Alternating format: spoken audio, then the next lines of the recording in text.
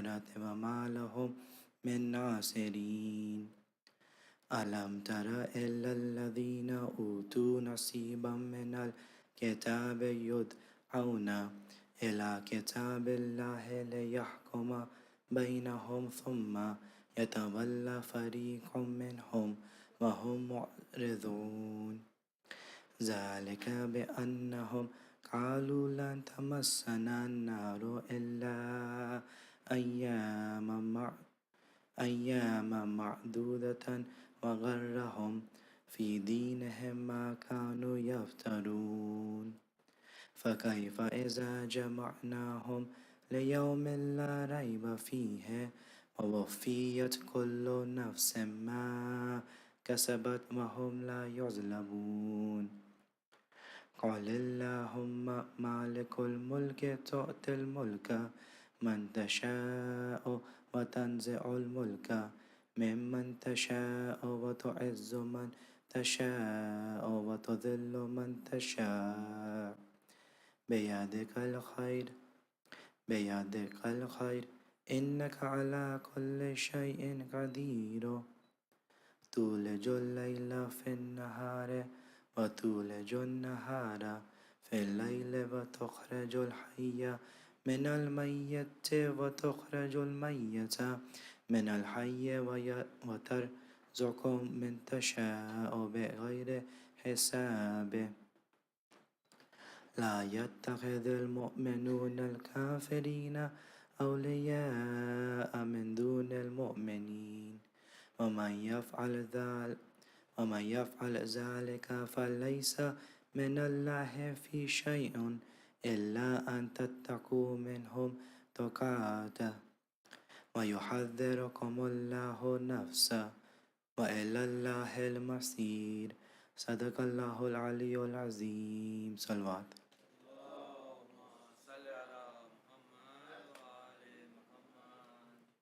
At this time, I'd like to request Brother Amir Heather for recitation of poetry with Allah salawat ala Muhammad wa ali Muhammad.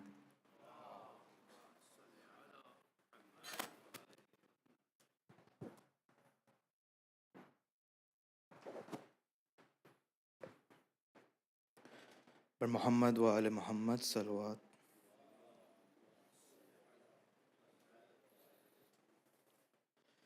تابوت مجتبیٰ کا شبیر لا رہے ہیں تابوت مجتبیٰ کا شبیر لا رہے ہیں میت پہ ہر طرف سے بس تیر آ رہے ہیں تابوت مجتبیٰ کا شبیر لا رہے ہیں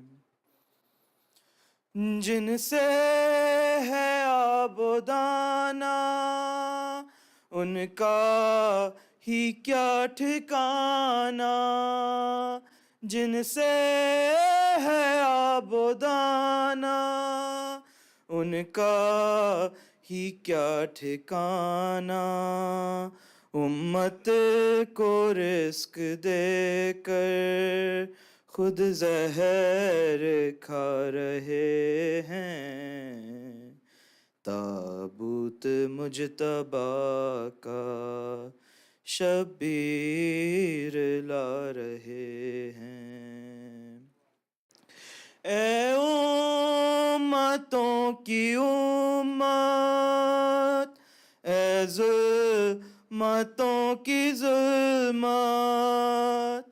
اے امتوں کی امت اے ظلمتوں کی ظلمت تیری طرف سے پرسے کو بس تیر آ رہے ہیں تابوت مجتبیٰ کا شبیر لا رہے ہیں تیرا चाहे पत्थर, नेज़े चले के खंजर, तीराए चाहे पत्थर, नेज़े चले के खंजर, ताबूत उठाने वाले ताबूत उठा रहे हैं, ताबूत मुजतबा का शबीर ला रहे हैं। ये सालिसों के सालिस, ये वारिसों के वारिस, ये सालिसों के सालिस, ये वारिसों के वारिस, मुँह से लहू गल के दुनिया से जा रहे हैं, ताबूत मुजतबा का शबीर ला रहे हैं। मैयत पे हर तरफ से बस तीर आ रहे हैं, ताबूत मुजतबा का शबीर ला रहे हैं। और मोहम्मद वाले मोहम्मद सल्लल्लाहु।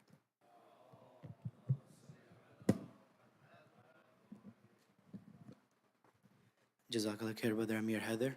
One more loud salawat for the brother, please.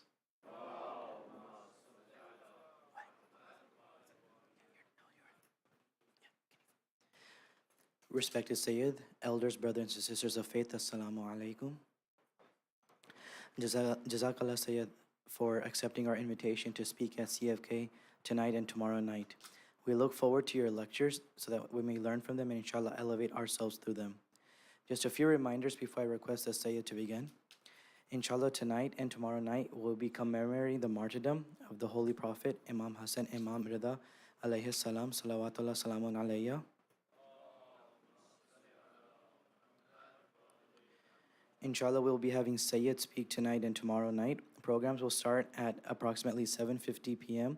with Salat al-Maghrib and 8:10 recitation of Holy Quran, 8:15 poetry, and inshallah followed by the speech by Sayyid Hassan at 8:30, Matam at 9:30 with Ziyarat and Tugo Niyaz. Please note that we will not be having any upcoming programs this weekend at CFK. As always, event details are posted on our webpage and our WhatsApp group. On our website, you can sign up for our newsletter, find the QR code to join our WhatsApp group, and donate and sponsor on these holy nights. For opportunities to help behind the scenes, or if you have any questions, please speak to myself or any of the other volunteers. Before I request the Sayyid to begin his speech, I would like to request that we recite a Surah Fatiha for the marhumin of tonight's program sponsors. Let us also include our own marhumin and mu'minat and those of the Muslim Ummah.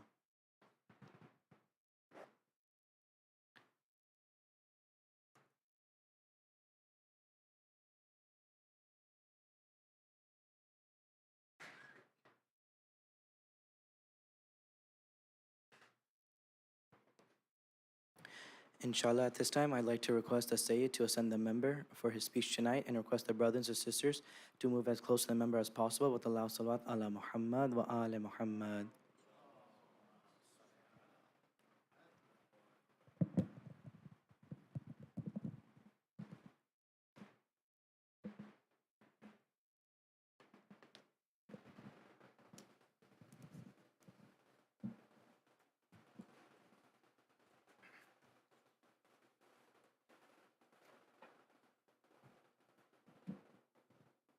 Thank you.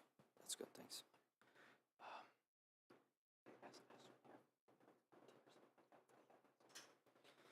صلوات على محمد وآل محمد. اللهم صل على محمد وآل محمد.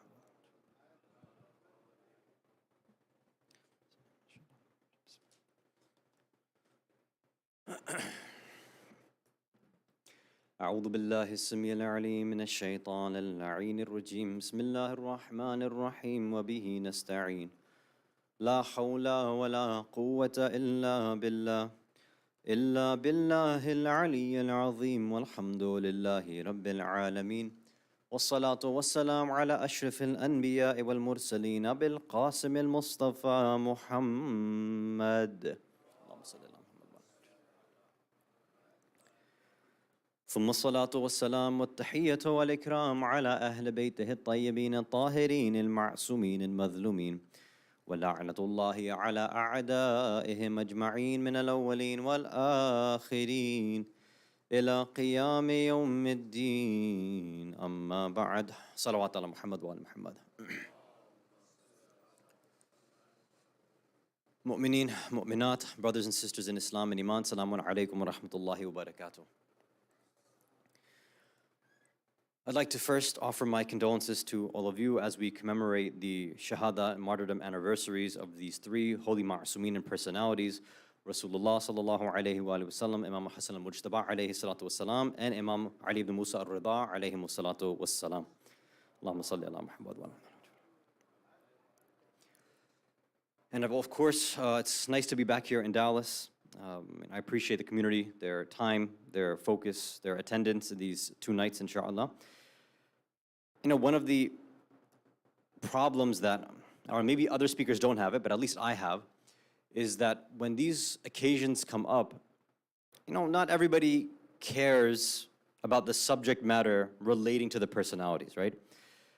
For tonight, if I recite something related to the Prophet or Imam Hassan or Imam Ridha, maybe that'll interest you, maybe it won't.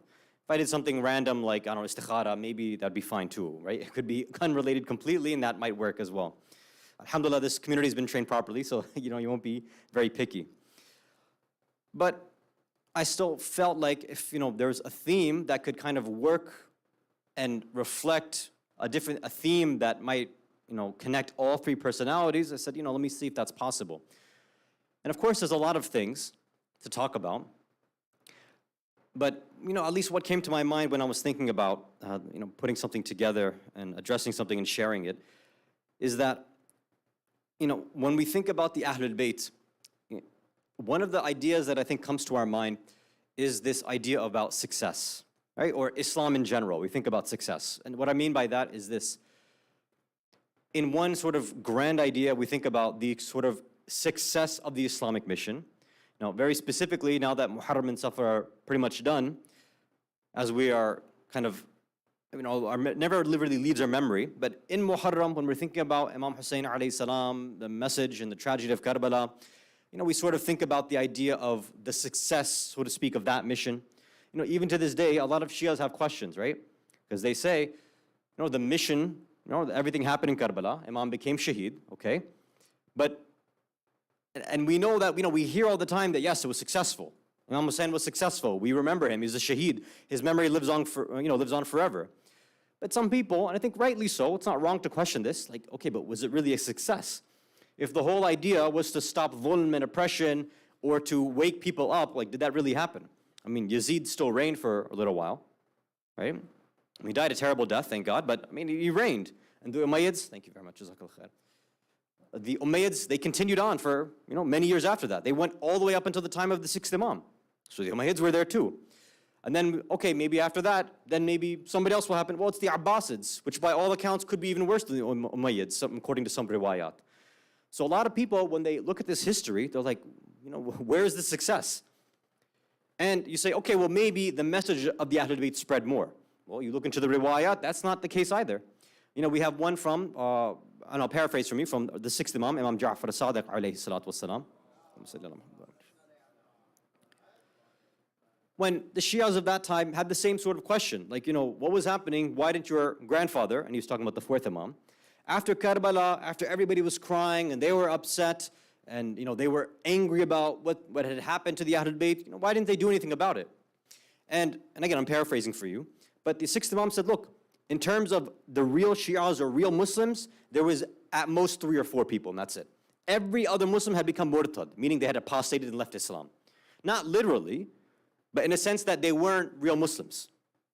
So they might have cried, they might have felt bad, but they weren't going to do anything about it. Or if they were going to do something, it wasn't anything real, anything that was going to be what we would identify as a real Islamic change or revolution, something like that. So this question about success still lingers in our mind.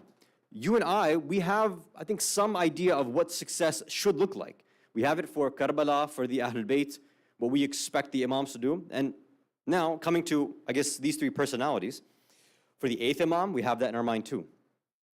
Okay, even if he was forcibly taken to Khurasan, taken by Ma'mun over there, well, how do we determine whether, his message, his tabligh, whatever he did while in Iran, was it successful or not? And some would say no, because he was poisoned and nobody did anything about it. Again, they cried, they were sad, and it was known to some people that something obviously bad happened over here. The Imam didn't just die a natural death, something happened, but nobody really went after Ma'mun. Right? Nothing happened. The Abbasids, they pretty much stayed there for a little while longer too. So okay, was that a successful sort of imamat? Like, how are we going to judge this? Okay, well, let's go to the second Imam. Right? So he's continuing from his father, right, Imam Ali alayhi salam. And people are saying, okay, well, how do we measure success over there too? Well, it's going to be very tough to measure because Imam Ali alayhi salam, his sort of major fitna that he's dealing with is fighting Muawiyah, right? And the Khawarij. So he's got multiple fights that he has. When he passes, he becomes shaheed. We go on to Imam Hassan alayhi salam. What's the success over there? He tries to increase the Muslim understanding and getting them to fight against Muawiyah and Khawarij, etc. And most Muslims are not interested anymore. So much so that they start being bribed by Muawiyah. They start turning their backs on Imam Hassan. From his own camp, there are multiple assassination attempts. Right? His own musalla, his janamaz is pulled out from under him. Like, okay, what kind of success? Well, what success are we looking at here? Like, this is a very dark history that we have.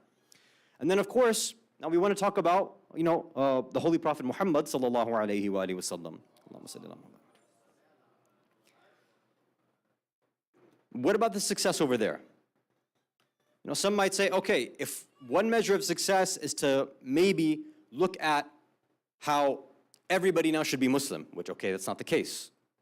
The majority of the world is not Muslim. Yes, we might say, by some accounts, Islam is the fastest growing religion, sure, but that wasn't always the case either, right?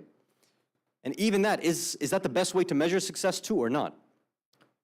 What exactly was the success of the Holy Prophet and of any of the ma'asumeen? What exactly are we supposed to use to measure anybody like this? So that's what I want to first start talking about tonight, inshallah, with your salawat ala Muhammad wa ala Muhammad.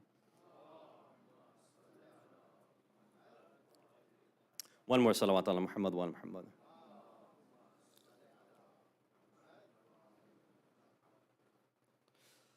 Okay. Now, let's just take out this sort of grandiose idea of like theological or religious success. Let's boil it down to what you and I might understand, right? How do you and I identify whether someone has successfully, let's say, managed a situation and become successful in resolving a problem or not? Let's say, for example, this mic cuts out, right? Some issue with audio or video, or audio-visual, something happens. Now, we would say the audiovisual people, whoever's helping out, however quick they are to get it back up and running again, that's how we would measure success, something like that, right? Something very simple. If, let's say, they aren't able to figure it out, and the rest of the night, there's no mic, there's no video, no stream, whatever, then most people would say they were unsuccessful, they did a terrible job. I'm not saying that's going to happen. If it does, it's okay, right? But a lot of people would go with something like that, right? Think about in terms of, let's say, majalis, or programs that we have. A lot of people, let's be honest, the way that they measure success is how? Is how many people attend, right? How full, how many people there? It happens to me when I go places like, well, Anna, there's not going to be a lot of people tonight. Like, so sorry. I'm like, it's okay. It's not a big deal, right? If you wanted one of those who they cared about the crowd, you could have invited one of those types. I'm not one of those types. Don't worry. It's fine. But there are some people, that's their measure, right? How many people came? How many nadas were there? Crowd interaction. Everybody has their sort of measure of success, right? Even for certain speakers, their determination of how successful or good their speech was about how many people come up to them afterwards and say, Maulana, mashallah, really great, et cetera, et cetera. I usually do the reverse. The more people that come and say something, I'm like, the worse it probably was, right? They probably just, it's like a pity, mashallah, like that's what I think. So everybody has this sort of results-oriented understanding of success, right? They look at the results, there's a problem, if it gets resolved and achieves results, that's what success looks like, right? Now, my question is that actually a proper way of looking at it when we're thinking about the Islamic mission in general. And if we're going to think about it in terms of results, what sort of results are we supposed to think about? Okay, if we're going back to, let's say, numbers, a quantitative game specifically, that, okay, it's all about Islam growing and people becoming Muslim, right? Obviously, nobody's Muslim pretty much, or very small amounts of people are Hanifs, or people who are following the true religion of Allah before Rasulullah's coming, right? Then he comes, and now the whole society has changed. So now they're pretty much all Muslim, and yeah, there's still some Christians and Jews, but generally the vast majority of society has now changed. And from there, the Islamic empire starts to grow. Like, okay, some people say, look, that's a measure of success. Well, if that's a measure of success, ask any Shia, they would say, look, this is not a great measure of success, because right around the time of his death, then we see that this mission seems to not have gone the way that we wanted to. All the points, all the ideas that were brought through the Prophet, with the Quran and everything, all of his teachings, all of his akhlaq, all this stuff, well, it didn't seem like it really sat with the people, did it? Yeah, they said, you know, Ashhadu an la ilaha illallah, Ashhadu anna Muhammad Rasulullah. They said that, but when it came down to action, something seemed to be lacking. They might have been okay giving bay'ah at Ghadir, but then when it came to Saqifa, post-Saqifa, everybody's quiet again. So number of Muslims, or quantitative analysis, doesn't seem like it's going to do much for us either, right?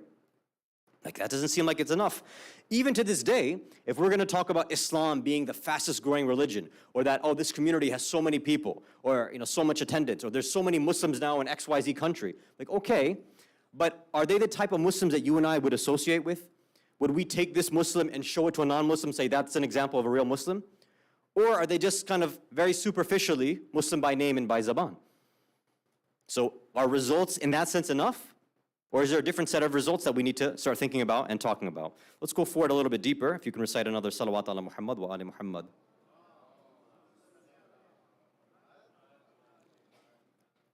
I think I'm just going to have to hold this because it takes at least one salawat just to grab it. Okay. If these sort of simplistic, quantitative results were just enough, then most of us would agree.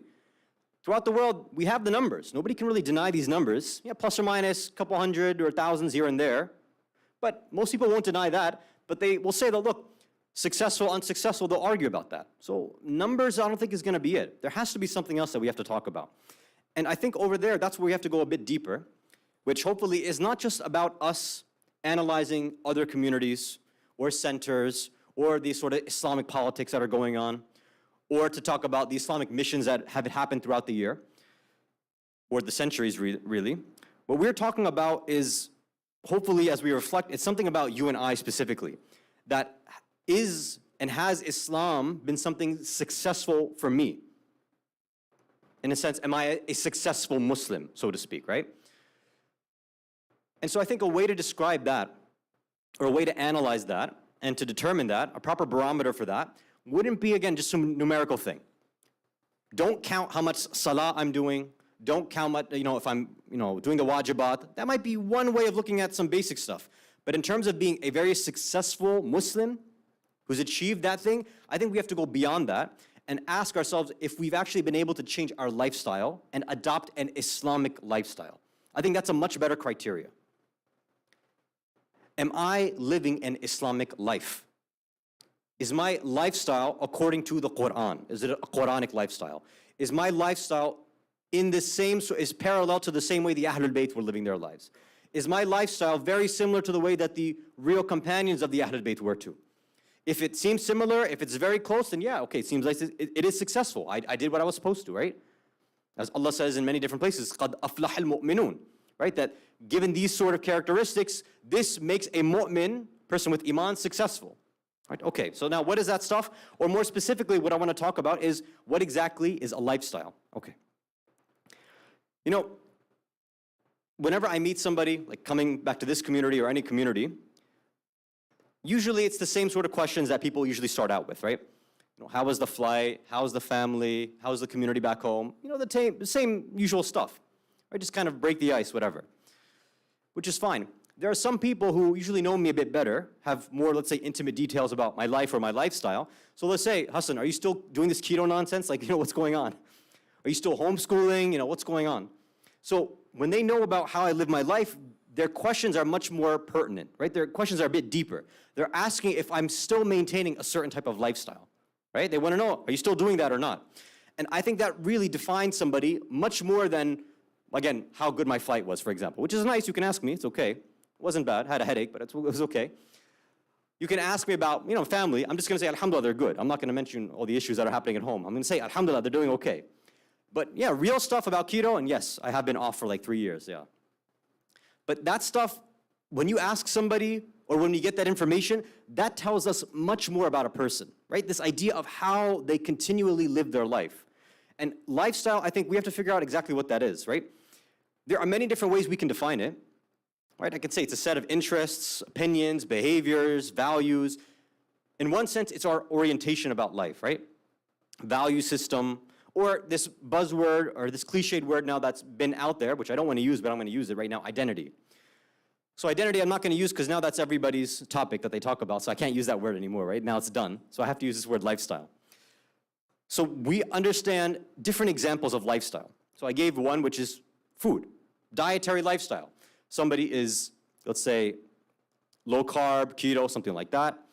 Some people, because of, let's say, diabetes, they don't have any sugar. Some people are vegans or vegetarians. These are lifestyles. This is the way that you approach. Sometimes it's more about economic, financial stuff, right? You have people who are, they're lavish, they're ballers, they just live these lifestyles, these influencers. That specific lifestyle that they have, where they go and they spend as much as possible, and they're trying to express that they can spend as much as they want. They're trying to show that I have money, and I am expressing and showing you that I can spend this money, right? It's a lifestyle choice that they've made. There are others who have done the opposite. They have that money, but they decide not to spend, right? The minimalists. I know you know the movement, minimalism, right? Where they have, like 2, 3 shirts in their closet, all just like t-shirts pretty much. Very small amount of things. Even though they have the money, they could buy a lot, but they don't purchase a lot. Why? It's a lifestyle choice, right? Okay. Recite a salawat ala Muhammad wa ala Muhammad.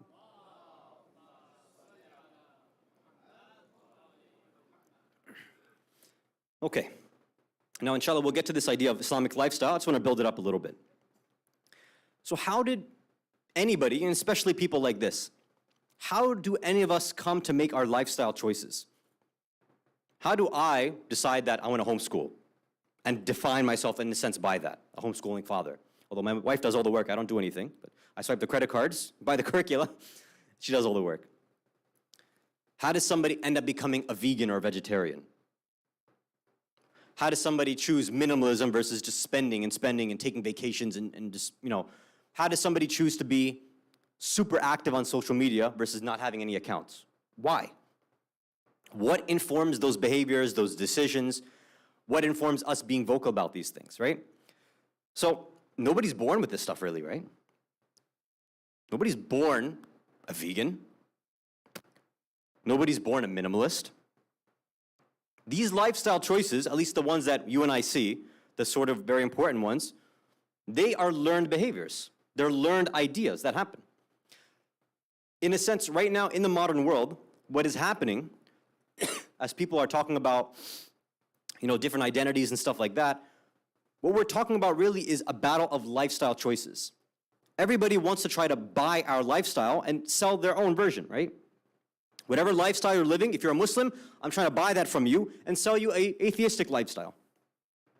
Or if you're a Muslim, you want to keep it, fine, but I'll give you a secular lifestyle instead. Another salawat ala Muhammad wa ala Muhammad.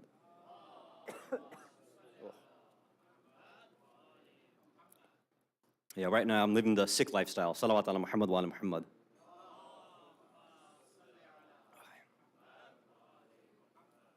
I was trying to track how long would it take before my throat was giving out. And it's been, 19 minutes. Not bad, not bad. Okay. Let's see how much longer we can go. I know it's a Thursday night as well. Many of you have work. We'll try to end earlier, inshallah. Another salawat ala Muhammad wa ala Muhammad.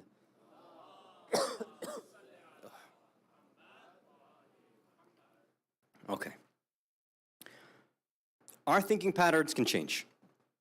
I can start with keto, and then I can do some research and say, no, it's bogus, I'll switch out. Or vice versa. I can say it's nonsense and then switch over. Many people convert or revert, whatever the new word is nowadays. I can change my religious lifestyle too. From even within my religion, I can be a liberal or progressive. and then change my lifestyle to more, let's say, conservative, traditional, or vice versa, right? I can do all this stuff. Oh boy. So the Quran in many places addresses this idea as well too. The Quran, especially when it talks about the different people that existed during the time of Rasulullah, it doesn't just address their behaviors, it talks about the lifestyle choices that they made and how this was the sort of mission of the Prophet in the beginning. Right? When we're talking about idol worship, when we're talking about blindly obeying forefathers, these were lifestyle choices. These were cultural choices that they were making, that was being passed down, that they had all decided, that's how I want to live my life. And with all of that culture, with their idol worship, all this, there were specific ideas that were there that they had lived and it had become ingrained in part of their lifestyle. So I'll just give you one example. This is in Surah Al-Humazah, right? So Surah 104. Bismillah ar-Rahman ar-Rahim. وَيْلٌ لِكُلِّ هُمَزَةٍ لُمَزَةٍ الَّذِي جَمَعَ مَالًا وَعَدَّدَ. And then ayah 3, يَحْسَبُ أَنَّ مَالَهُ أَخْلَدَ. So in the beginning, Allah says, wail, in a sense like damn, every person who's a scandal monger and a slanderer. The people who, they hoard wealth and they constantly count it. Then what? يَحْسَبُ أَنَّ مَالَهُ أَخْلَدَ. Their assumption, their calculation, their idea in their mind is that their wealth will make them immortal. Right? They think in their minds that their property, everything that they have, will have them go on forever. And this is a behavior that we know from ancient Egyptians, right? People being buried with their property, which is, in a sense, with the Arabs, it had a different version. They didn't think like this, but if your lifestyle is one where you think that this life is it, this is the only place that matters, what I have to do then is accumulate and gather as much material resources as possible, and to show people that I have achieved success, I have to show them that this is what happened. If my lifestyle is going to be defined by this world is defined by money and power, family, things like that, which is what the Arab Jahil lifestyle was, by tribe and things like that. If that's what it is, I'm not going to keep it to myself. I'm going to let everybody know. I'm going to tell them this is how big my family is, right? I'm going to go to the grave and say, look how many graves are here. These are all my family members. And that used to be something that Arabs used to be proud of, right? See, this is all us. This is how much, family we've been able to multiply this much. Our name is out there this much. Look at all this property. This is my property. Look at all this wealth. This is my wealth. Everything there was a bargaining thing for them, right? It was them to say, look, this is how much I've been able to achieve over here. So what? I'm better than you. I have done more than you. This same thinking has been around from, since time immemorial. Even we go back to one of the sort of most, I'd probably say the earliest Quranic story possible, which I think reflects this idea, is the story of Iblis and the angels, or Allah, right?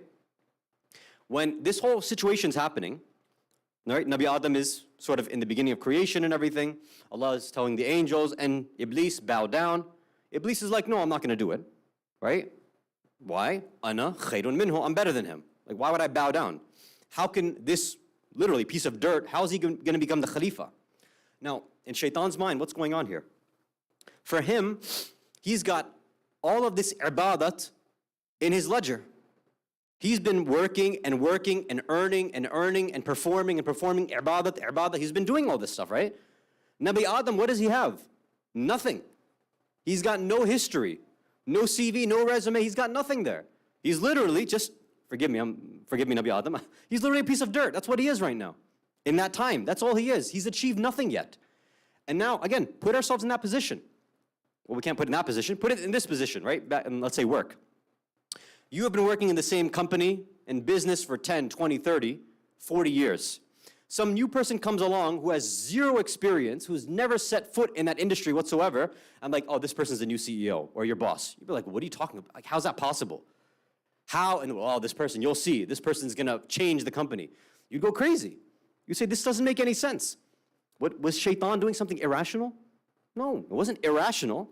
What he was understanding, falsely obviously, was that lifestyle, an Islamic or Tawheedi or Quranic lifestyle, whatever way you want to phrase it, the way that Allah had defined a lifestyle was that you do a bunch of actions and that is what makes you better than other people.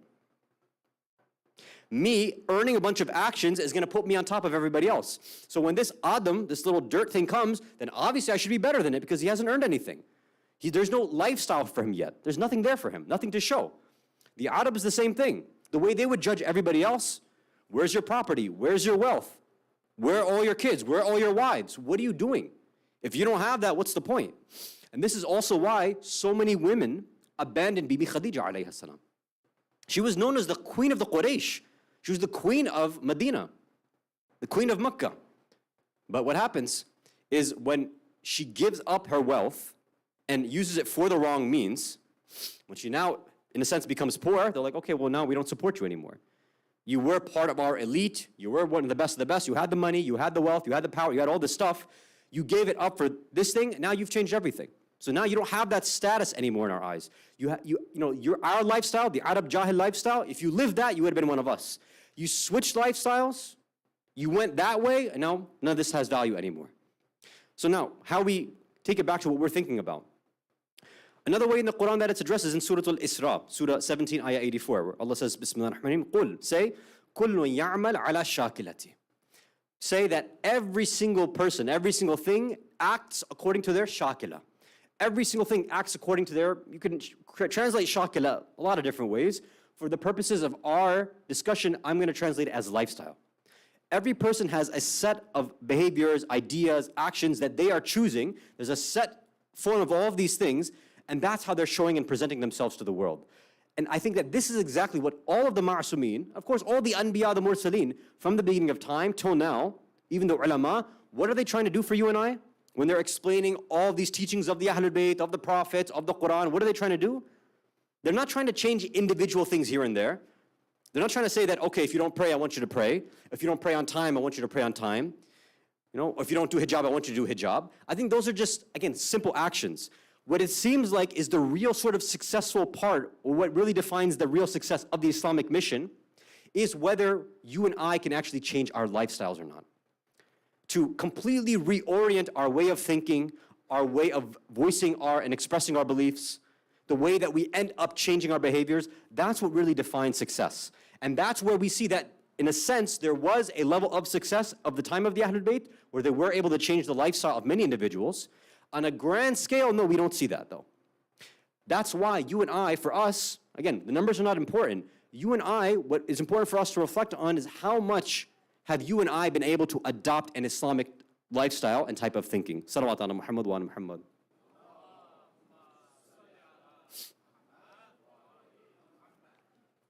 So this shakila, this form that we have, this lifestyle that we have, it's beyond action. It's what's informing our actions.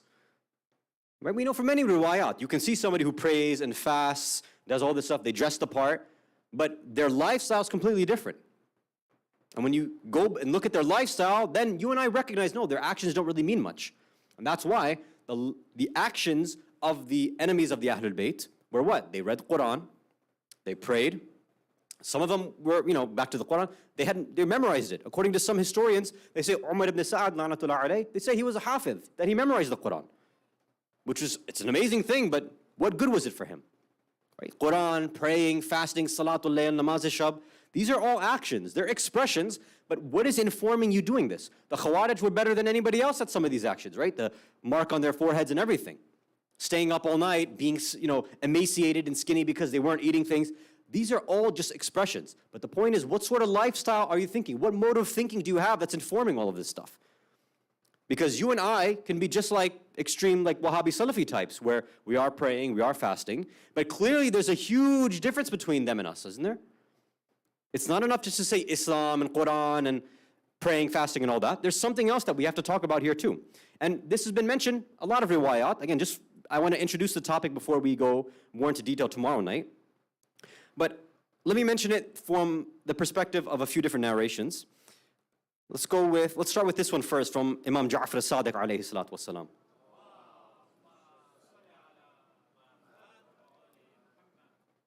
And I think this one is helpful too, in that this one will help us also understand another question. People ask, God is Ar-Rahman, Ar-Rahim, Al-Ghafur, Al-Ghafar, all this mercy, compassion, and love. A lot of speakers love to talk about all that stuff nowadays, right? The love, what I call the hippie Islam. They like that. So that's the main thing that they talk about. Which is there, yeah, I'm not saying no, but then what happens is that it gets a little too much, and they say, yes, nobody's going to remain in hellfire forever. God is too loving for that. Like, we have clear ayat of the Quran which say there are people who will be there forever. They say, no, but that's not the case. There's something that God is too loving. Like, you're telling Quran, the Quran now what it really means. Like, what are you saying here? Khair. So some people, even a lot of us, we might say, yeah, but really, people who do these limited, temporal, small actions in this world, even really bad stuff, they're going to be in hellfire forever? Like, how does that make sense? How does that act? And I think this, at least the beginning part of this hadith, it helps us maybe think about that a different way. So the sixth Imam is reported to have said, إِنَّمَا خُلِّدَ أَهْلَ النَّارِ فِي النَّارِ, that the people who are going to be in hellfire forever, they're going to be there forever. Why? لأن نياتهم كانت في الدنيا أن لو خلدوا فيها أن يعصوا الله أبدا. The reason that these people who are in hellfire forever, the reason that they're there forever is because of their niyat, their intentions. Intention, I know that's usually how we translate niyah. I'm going to go with lifestyle. You'll see why in a second. Why? So their niyah, their lifestyle in the dunya was like this, that if they had lived forever, then they would have continually had done ma'asiyah and guna and just sinned against Allah forever. That's why I prefer to translate it as lifestyle rather than niyah, right? Because niyah is what? Niyah is really just your lifestyle, isn't it? Lifestyle and niyah are very kind of similar in that sense. As a person's, my thinking pattern is, how am I going to live my life forever? It's my niyah, that's my intention, that's my goal, my maqsad, my purpose, my destination, all that stuff. So what Imam is saying over here is that these people, the reason they're going to be in hellfire forever is because they have already decided that this is the way I want to live my life. The way that I have decided how my life is going to go is, if I didn't die, if I was going to be on this earth forever, I'm going to keep doing guna and ma'asiyah and sin against Allah. That's what I want to do. That's my lifestyle. That's the choice that I've made. So then it's fair and it's just and it makes sense to put somebody like that in hellfire forever, because that's what you wanted, that's what you deserved. That's how you wanted to live your life. Now again, there's a discussion about the relationship of actions and akhirah, which is a separate lecture. You can bug Sheikh Mehdi or Sheikh Amin about that. They can talk about that, inshallah. Now the other part of the hadith, which is the people of Jannah. وَإِنَّمَا خُلِّدَ أَهْلَ الْجَنَّةِ فِي الْجَنَّةِ. So, okay, the people who are there in heaven forever, why are they? Same reason. لِأَنَّ نِيَاتُهُمْ, their lifestyle, كَانَتْ فِي الدُّنْيَا. The lifestyle, the niyat that they had in the dunya, أَنْ لَوْ بَقُوا فِيهَا, if they had stayed there forever and remained there, أَيْ يُعْطِي اللَّهَ أَبَدًا. They would have just obeyed Allah forever. Their lifestyle was in Tawheedi Islamic, Quranic lifestyle. That's the way they were living. So that's why they belong in heaven, because that's what heaven is designed for. That's what Jannah is there for. It's for that specific lifestyle choice. فَبِالنِّيَّاتِ خُلِّدَ هَؤُلَاءِ. So it's through these niyat, it's through these intentions, through your lifestyle choices, that's where this eternal nature of a person's life, that's how it's determined. Right? And then he actually, in this narration, he quotes that verse, the ayah that we just mentioned, right? كُلٌّ يَعْمَلْ عَلَى شَاكِلَةٍ. Every single person acts accordingly to their lifestyle choices. That's how a person acts. That's where the Imam mentions it.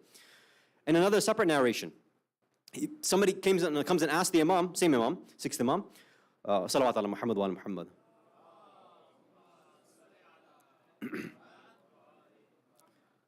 ما هو أفضل النية أو عمل?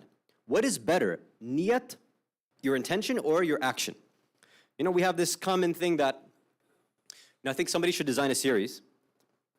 If nobody else does it, I'll do it. Of going through these cliched ideas that you and I repeat a lot of times, that maybe we've grown up with, maybe we've heard from the outside, and seeing whether they hold up or not, right? One of these ideas that we heard is it's all about your niyat. It's all about your intention. Is that the case or not, right? What's better, niyat or action, right? Now, over here, the Imam answers right away, niyah. Sixth Imam says, person asks, what is better, niyah or action? Niyah or amal? He says niyah. But then he pauses and then extends. Because usually we do hear this. We have many riwayat which talk about the benefit of the niyah. But over here he pauses and says, bal an-niyah huwa amal.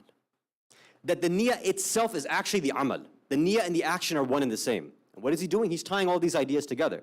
Your niyah, you and me, our intention, our lifestyle choices are determining the actions that you and I make. Now let's play it out with examples. When a vegan or a vegetarian, when they have this idea in their mind that animals are feeling pain, right? That's one.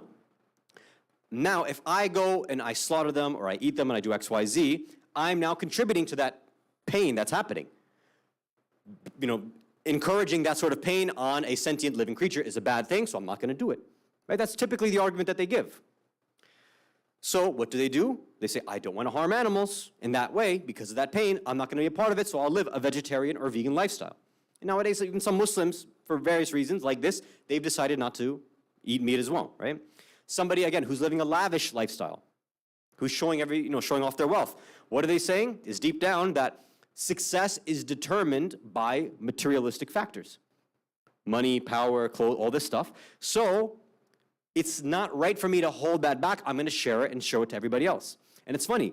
This is not just, this used to be the case for irreligious individuals. Now, unfortunately, this has come into the religious, schema as well, too. How many of you have heard of a prosperity doctrine or prosperity theology? So it was something, it's still there among some certain Christians, especially evangelicals, right? They've got their own private jets, these super, I think there's probably someone right around the corner, right? Ultra mega, like Super Saiyan churches that they have going on here. These giant things. And where are they getting from? Oh, God has blessed me with all this wealth and this power. Like, give me your wealth, give me your money. And look what God has blessed me with. That's why I have this gold watch. I have all this stuff, right? They're saying that God has blessed them. Jesus has blessed them with this. The more you give me, the more wealth I have to show it off because it's the Holy Spirit running through me. That's what I'm showing off to everybody. Isn't that amazing? Imagine if somebody said the same thing with khums. Man, I don't think you guys would allow that, right? You guys would cut off the sahm sadat right away. Like, no, this can't function. And this, I'm saying it as a joke, but sometimes that even happens too, which in a sense, partially is good. When sometimes you see ulama who drive cars that maybe seem strange that they're driving that, or if they have houses that, when you look at it like, yeah, this house is bigger than mine, some people are like, what's going on with the khums money? What's being spent over here? How can they afford that? Now, there's a part of that that makes sense, a part of that that's a little, I don't know about that, but khair. What I'm saying is that this idea of showing off wealth has penetrated and entered into all different types of thinking. It's not just secularists or materialists. Now it's even become something for religious speakers, especially the celebrity ones too, right? They're showing off their success. I've even heard, I'm not going to mention names, I think you all know anyway, there are some who mention their own, designer clothes or designer stuff that they purchased from the member, as if it's something great to mention. Like, why would you do something like that? Why would you say, I have this designer stuff? Oh yes, the Prophet dressed in the best way possible, so I'm going to do that. So I'm going to buy this expensive watch and this expensive thing. Like, what message are you sending to somebody who's like struggling, trying to make ends meet and things like that? I don't know, it's a very strange, I don't know why speakers are doing that, but khair, their lifestyle choice, I guess, right? Khair. Salawat ala Muhammad wa ala Muhammad.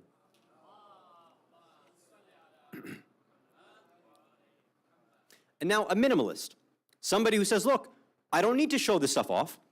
I want to save, let's say for my family in the future, or whatever the reason, a minimalist or somebody who does not want to buy all this stuff and go crazy showing off their wealth. But it's funny, because there's different kinds of minimalists. There's one that you and I hear about all the time, because even though they're minimal, they're still influencing too. They're spreading themselves through social media, and they're actually making money through all this. So part of it is part of influencer culture.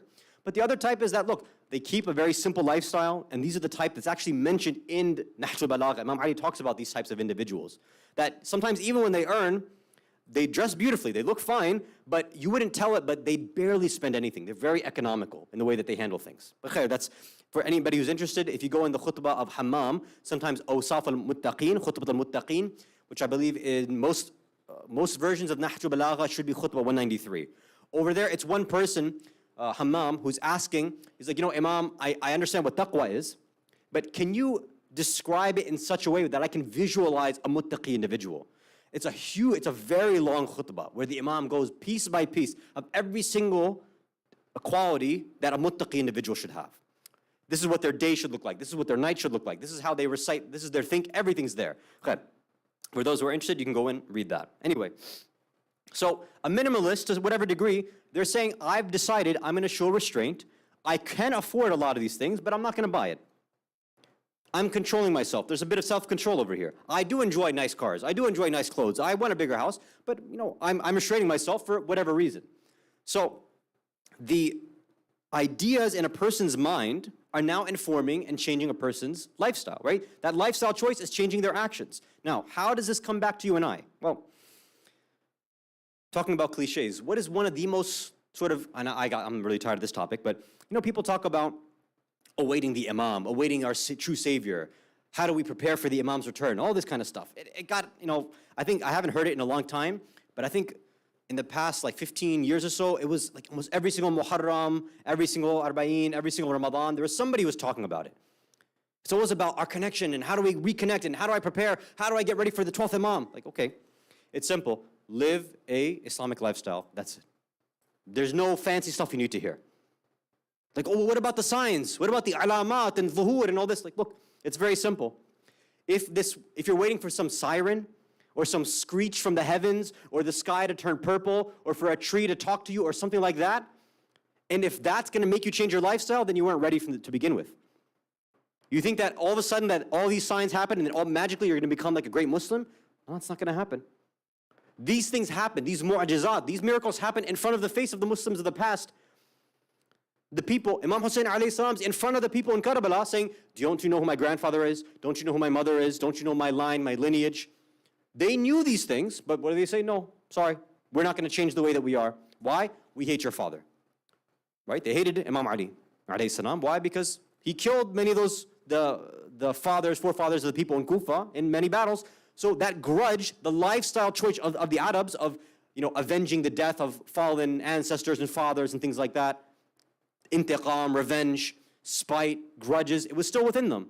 So whatever lifestyle choices they had made in terms of Islam, they can pray, they can fast, they can read Quran, but when it came to making their emotional lifestyle changing towards what Allah wants, meaning have love for the mu'mineen and mu'minat, even if they've done wrong to you, turn away, forgive them, that they didn't want to adopt. You and I, sometimes we get into these little scuffles with people too, right? We get into our issues with family, friends, and things like that. And we sometimes rationalize the way that we're going to act. Again, we're thinking, oh, the Imam. Like, well, forget the Imam for a second. Are you living an Islamic lifestyle right now? Am I able right now where the same types of people who are living during the time of the Ahlul Bayt, do I have a lifestyle similar to theirs? Okay, well, what does that even mean in the first place? Like, how do I even figure out how this lifestyle sort of connection is there, of this idea of beliefs and action? Inshallah, tomorrow night, we want to start to explain some of these ideas, if Allah gives us the tawfiq. Salawat ala Muhammad wa ala Muhammad.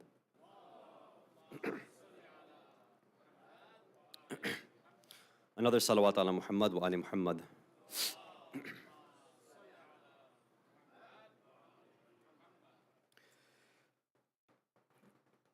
This was one of the major issues when we think about the true success, or let's say lack thereof, of Rasulullah.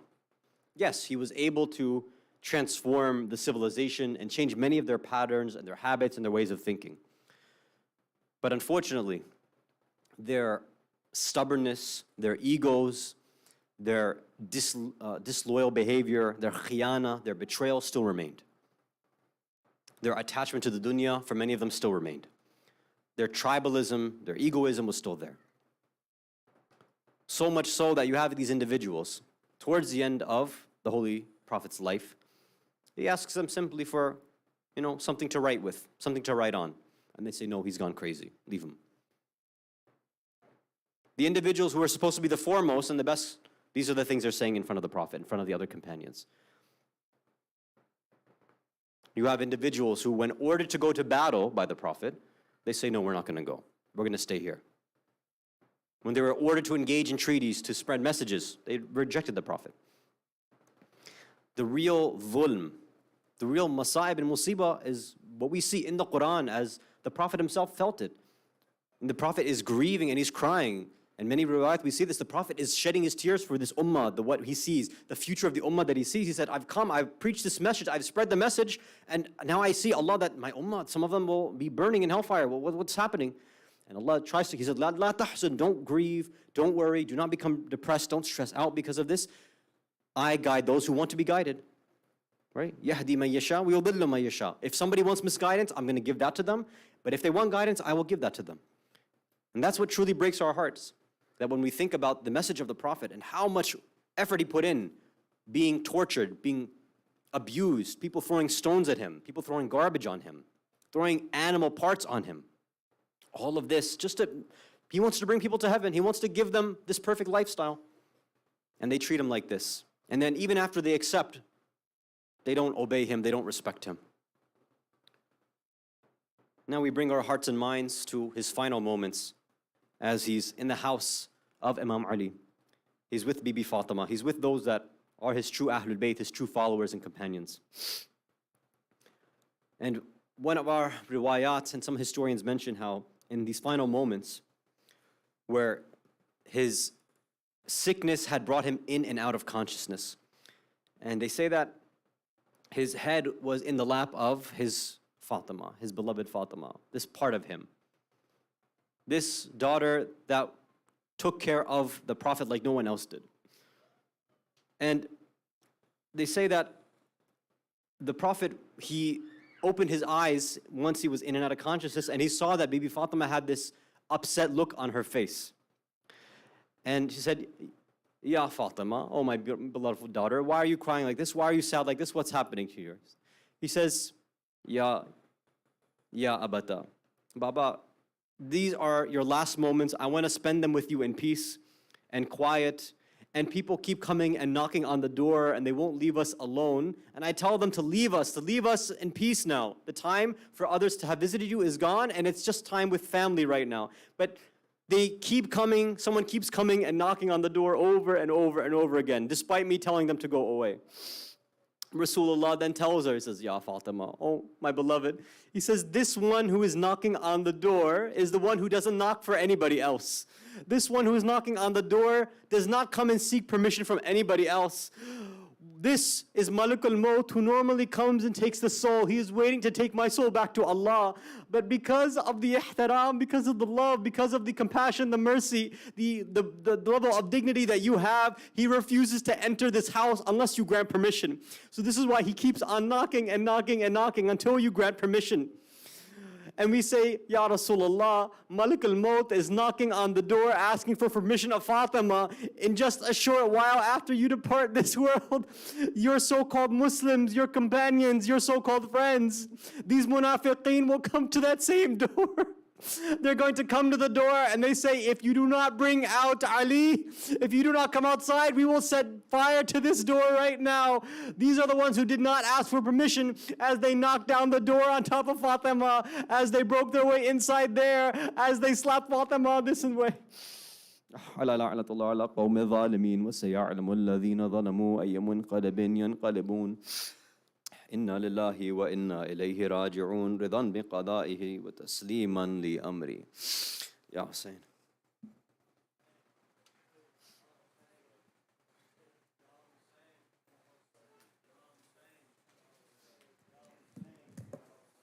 Ya Hussein,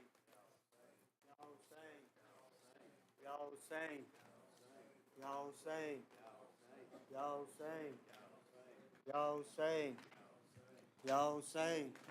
Hussein, Ya Hussein, Ya Hussein, Ya Hussein, Ya Hussein, Ya Hussein, Ya Hussein, Ya Hussein, Ya Musa Kazim, Ya Musa Kazim. Ya Musa Kazim, Ya Musa Kazim, Ya Musa Kazim, Ya Musa Kazim, Ya Musa Kazim, Ya Musa Kazim.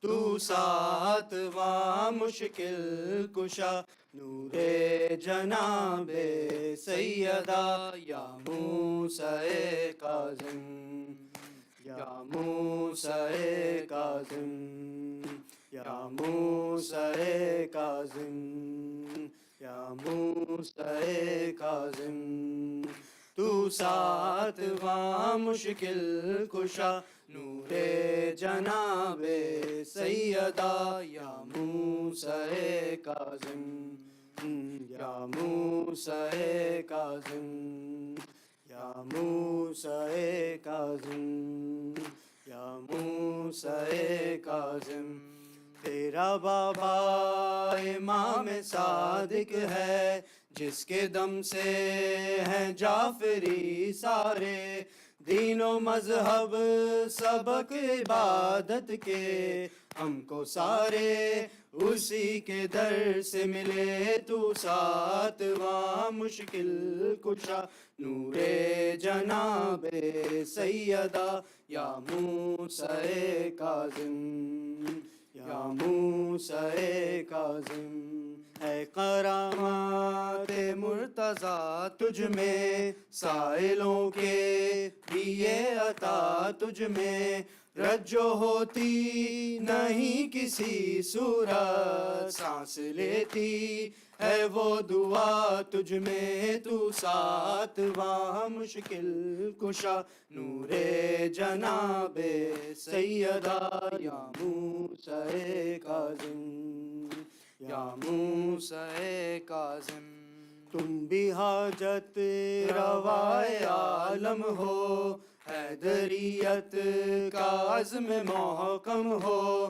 تم دعائے جناب زہرا سے پرصدار جناب آدم ہو، تو ساتواں مشکل کشا، نور جناب سیدہ یا موسیٰ کاظم، یا موسیٰ کاظم، تیرا بیٹا امام ضامن ہے، جس کے قبضے میں رات ہے دن ہے، وہ خراسان کا ہے شہزادہ، ہر شفا اس کے در پہ ممکن ہے، تو ساتواں مشکل کشا، نور جناب سیدہ یا موسیٰ کاظم، یا موسیٰ کاظم، تیری دختر ہے قم کی شہزادی، اس کی چوکھٹ پہ دے صدا جو بھی، جھولیاں اپنی بھر کے لاتا ہے، غم سے ملتی ہے اس کو آزادی، تو ساتواں مشکل کشا، نور جناب سیدہ یا موسیٰ کاظم، یا موسیٰ کاظم، تیرے تابوت کی وہ تنہائی، نہ تھا بیٹا قریب نہ بھائی، چند مزدور آئے اجرت پر، لاش رستے سے تیری اٹھوائی، تو ساتواں مشکل کشا، نور جناب سیدہ یا موسیٰ کاظم، یا موسیٰ کاظم، تیرے تابوت کی وہ تنہائی، نہ تھا بیٹا قریب نہ بھائی، چند مزدور آئے اجرت پر، لاش رستے سے تیری اٹھوائی، تو ساتواں مشکل کشا، نور جناب سیدہ یا موسیٰ کاظم، یا موسیٰ کاظم، تو بھی ریحان استغاثہ کر، کہہ کے یا موسیٰ یا بن جعفر، نوحہ گوئی کروں قیامت تک، اور غلامی کروں در شاہ پر، تو ساتواں مشکل کشا، نور جناب سیدہ یا موسیٰ کاظم، یا موسیٰ کاظم، پر محمد وآل محمد صلی اللہ علیہ وسلم۔ السلام علیکہ یا رسول اللہ، السلام علیکہ یا نبی اللہ، السلام علیکہ یا امیر المؤمنین، السلام علیکہ یا فاطمۃ الزہرا سیدۃ النساء العالمین، السلام علیکہ یا حسن المجتبی، السلام علیکہ یا سید الشہداء بکربلاء یا ابا عبداللہ، السلام علی الحسین وعلی علی ابن الحسین وعلی اولاد الحسین وعلی اصحاب الحسین، السلام علیکم یا ائمۃ المعصومین علی ابن الحسین ومحمد ابن علی وجعفر ابن محمد وموسى ابن جعفر وعلي ابن موسى ومحمد ابن علي وعلي ابن محمد والحسن ابن علي، السلام عليك يا حجة القائم بن حسن المهدي مولانا صاحب العصر والزمان. الأمان الأمان الأمان. عجل الله تعالى فرجه وسهل الله مخرجه وظهوره وجعلنا من خير أعوانه وأنصاره وشياعه والمستشهدين بين يديه. السلام عليكم جميعا معصومين والأنبياء